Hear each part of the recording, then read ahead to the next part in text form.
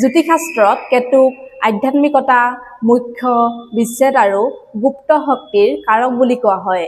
কেতু হৈছে এক ৰহস্যময় ছায়া গ্ৰহ। ই মানুহক কেতিয়াবা আধ্যাত্মিক পথলৈ লৈ যায়, আকৌ কেতিয়াবা বিভ্ৰান্তিও সৃষ্টি কৰে।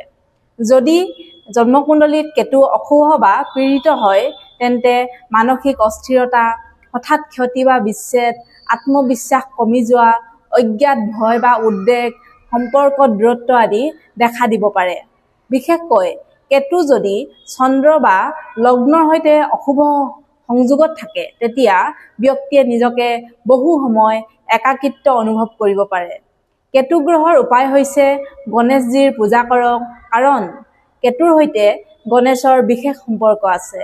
কুকুৰ বা জীৱ-জন্তুক খাদ্য দিয়ক, ধ্যান আৰু আধ্যাত্মিক সাধনাত মন দিয়ক, ধূসৰ বা বহু ৰঙৰ কাপোৰ দান কৰক। শক্তিশালী কেতুই মানুহক আধ্যাত্মিক শক্তি, গভীৰ জ্ঞান আৰু অন্তৰ্দৃষ্টি দিয়ে।